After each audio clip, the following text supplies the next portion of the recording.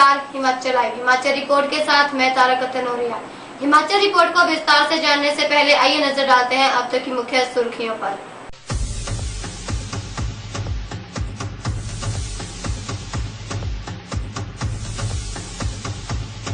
आंगनवाड़ी कार्यकर्ताओं ने पंजाब की तर्ज पर अपनी मांगों को उठाया।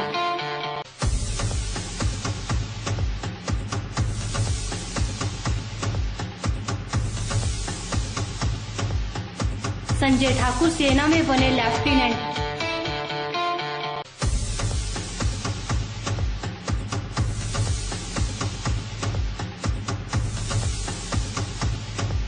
पडल मैदान में शुरू हुआ 7 दिवसीय पुस्तक मेला।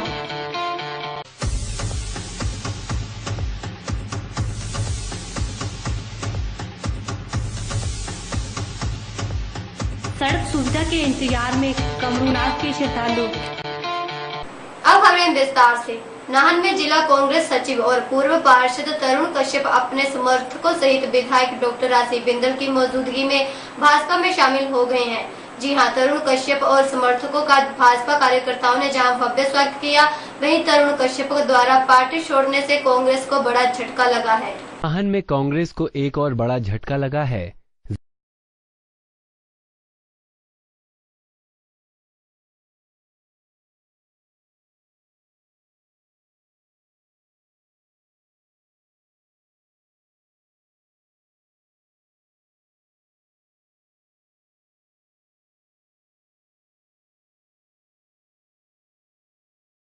थोड़ा है जहाँ तक उनके कार्यों का हिसाब किताब है, उनकी निष्क्रियता को देखते हुए और डॉक्टर बिंदल की कार्यशैली से प्रभावित होकर और श्री नरेंद्र मोदी जी हमारे प्रधानमंत्री हैं, जो उनकी दूरदर्शिता को देखते हुए आज हमने यह फैसला लिया।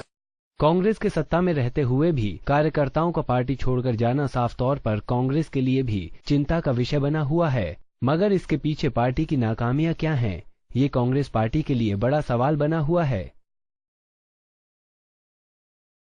मंडी के थलोट हादसे में अपनी कीमती जिंदगियां गंवा चुके छात्रों की अंतिम शांति के लिए जिला बिलासपुर में स्थित विश्व विख्यात शक्तिपीठ श्री नैना देवी में गायत्री यज्ञ का आयोजन किया गया, जिसमें राज्य सहित पंजाब, हरियाणा, यूपी से आए सैकड़ों श्रद्धालुओं ने भाग लेकर छात्रों की अंतिम शांति के लिए प्राचीन प्रचंड कुंड में आहुतियां डाली। विश्व विख्यात शक्तिपीठ श्री नैना देवी जी में मंडी हादसे में मृत छात्रों की आत्मा शांति के लिए गायत्री यज्ञ का आयोजन किया गया। इस यज्ञ में पंजाब, हरियाणा, हिमाचल, यूपी से सैकड़ों की संख्या में श्रद्धालुओं ने भी भाग लिया और छात्रों की आत्म शांति के लिए प्राचीन हवन कुंड में आहुतियां डाली।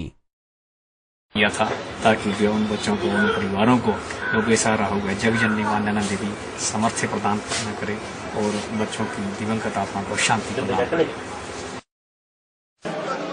उत्तर प्रदेश मुरादाबाद ये जो यज्ञ किया जा रहा है, जो बच्चे बह गए थे उनकी आत्मा की शांति के लिए बहुत अच्छी बात है। मां इनकी आत्मा को शांति दे।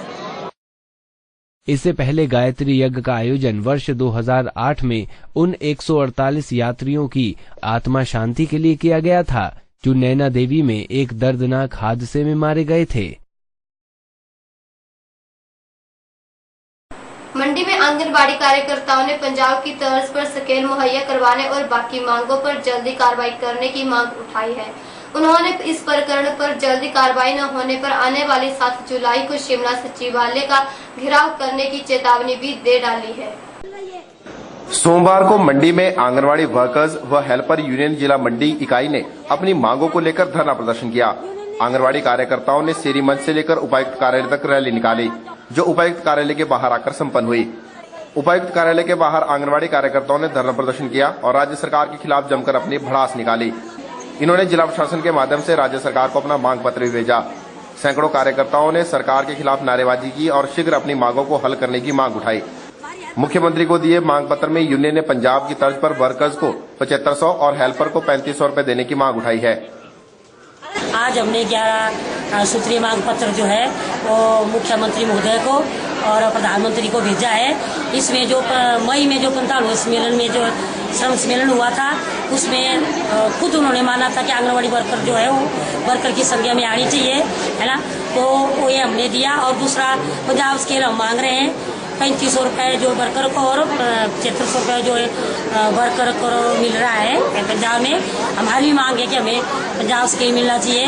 जब हम रजिस्टर जो ऑल इंडिया पैटर्न के तैयार कर रहे हैं तो ऑल इंडिया पैटर्न की तरह हमारी भी तनख्वाह मिलनी चाहिए। और जो हमारा वर्कर 60 साल के बाद जो है खाली हाथ घर जा रहा है, तो इस बात पे बड़ा दुख हो रहा है। और हमें सरकार से एक शर्म होना चाहिए, सरकार को भी। एक महिला जो 40-40 साल काम कर रही है इस देश में और खाली हाथ जो है घर जा रही है, तो जो हमारा हरियाणा में 65 साल का हो गया कि वर्कर जो है अगर मेडिकल फिट है तो उसको 65 साल तक जो इसको आंगनबाड़ी में रखा जाए। तो हमारी भी सरकार से है, हिमाचल सरकार से, कि वो भी पंजाब पैटर्न चलाए। यूनियन ने आंगनवाड़ी केंद्रों में खाद्य सामग्री उपलब्ध करवाने, आंगनवाड़ी कर्मचारियों को मानदेय नकद प्रदान करने, पानी और शौचालय की सुविधा, प्राथमिक स्कूलों में दाखिले के लिए आंगनवाड़ी में अध्ययन करने के प्रमाण पत्र को अनिवार्य बनाने, आंगनवाड़ी वर्कर्स और हेल्पर्स को पेंशन सुविधा और कल्याण फंड का सृजन करने, जिसमें सरकार का अंशदान हो, जैसी मांगों का शीघ्र समाधान करने की मांग उठाई है। जो हमने प्रदर्शन जो हमने 10 जून से लेकर 17 जून तक जो हमने प्रदर्शन मंडी जिला में किए तारीखें की है, उसके लिए हमने जो सरकार ने 45वें श्रम सम्मेलन में जिस वर्षों को लागू किया गया था, माना गया था, उसको लागू करो और आंगनवाड़ी वर्कर और हेल्पर को रेगुलर करो। आंगनवाड़ी वर्कर और हेल्पर के मानदेय में पंजाब और उत्तराखंड और हरियाणा के तर्ज पर देना होगा और आंगनवाड़ी वर्कर हेल्पर को सुपरवाइजर का कोटा 90% ही देना होगा और सुपरवाइजर की पोस्टें जल्दी भरी जाए। और आंगनवाड़ी वर्कर हेल्पर का मानदेय बैंकों द्वारा नहीं, विभाग द्वारा दिया जाए और आंगनवाड़ी वर्कर और हेल्पर के रिटायरमेंट पर 65 साल की जाए और आंगनवाड़ी वर्कर हेल्पर को जो विभाग द्वारा तन चना दाल और मूंगफली और किशमिश डालने के लिए बोला जाता है वो विभाग ही दिए और आंगनवाड़ी वर्कर हेल्पर को ग्रेजुटी और फंड और छुट्टी आदि की सुविधा दी जाए। इन्होंने राज्य सरकार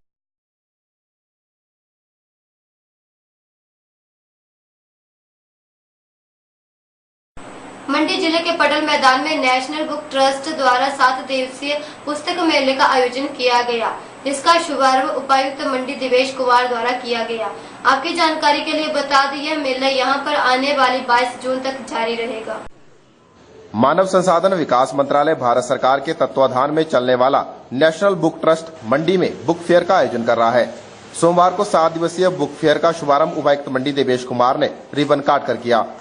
पड्डल मैदान में आयोजित किए जा रहे इस बुक फेयर में दिल्ली और देश के अन्य भागों के लगभग 32 प्रकाशक अपनी पुस्तकों को प्रदर्शित कर रहे हैं, ताकि लोगों को उनके घर द्वार पर ही उनकी पसंदीदा किताबें मुहैया करवाई जा सकें। पुस्तक मेले का शुभारंभ करने के बाद उपायुक्त मंडी देवेश कुमार ने इसका अवलोकन भी किया और आयोजित किए जा रहे इस मेले की सराहना की। उन्होंने कहा कि किताबें ज्ञान अर्जित करने का एक सशक्त माध्यम है और इसकी इम्पोर्टेंस कभी कम नहीं हो सकती।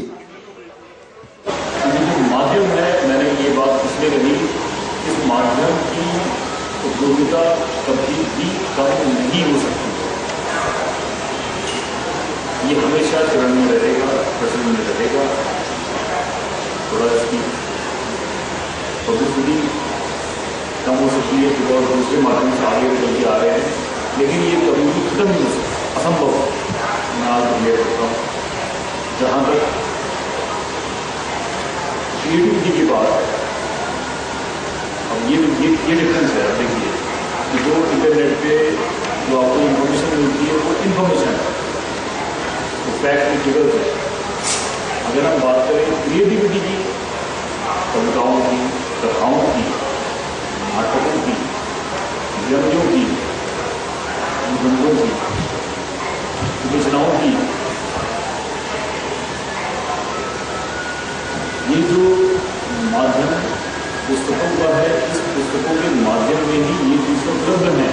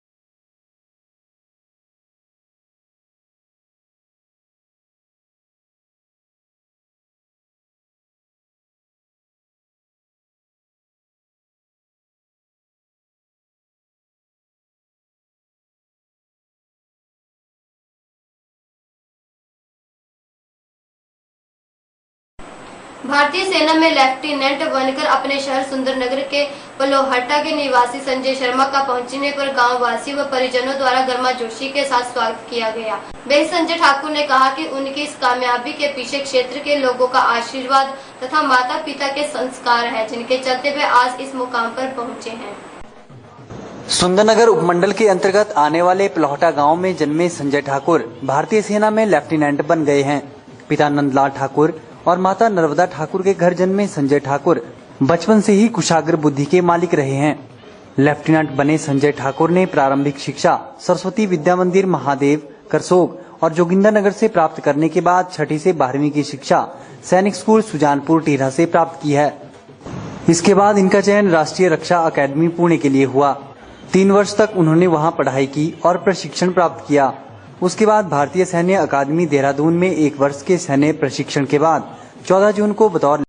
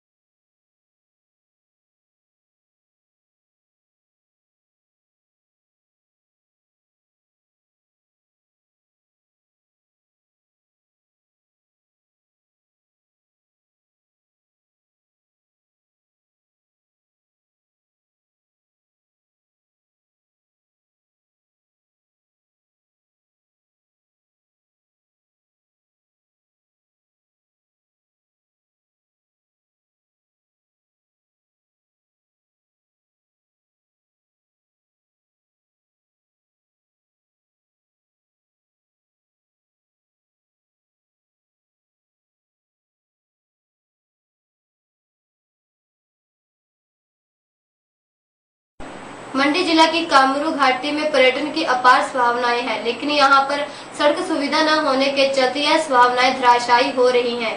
जी हां, यहां पर सड़क न होने के कारण कामरू नाग के दर्शन करने के लिए यहां के लोगों को ही नहीं बल्कि यहां आने वाले श्रद्धालुओं को काफी परेशानियां झेलनी पड़ रही हैं। कमरू घाटी में देवभूमि मंडी के देवी देवताओं में सबसे प्रसिद्ध देव कमरूनाग वास करते हैं। देव कमरूनाग के मंदिर को जाने के लिए शुरुआत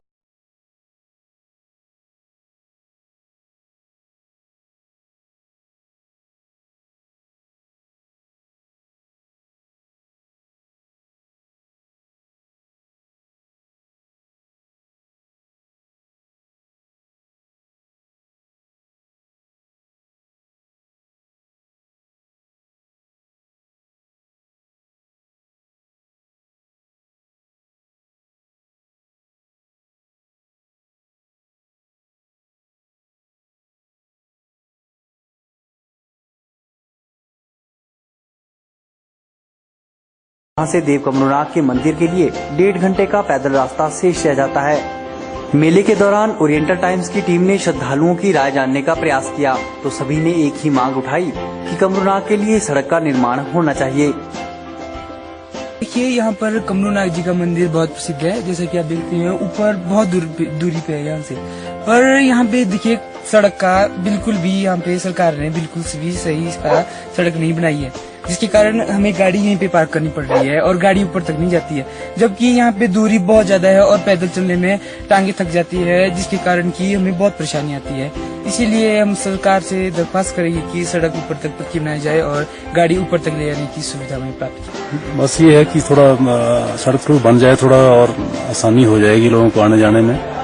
और जो ज्यादा पैदल का रास्ता जैसे है, मैंने बताया कि 8-10 किलोमीटर पैदल चलना पड़ता है लोगों को।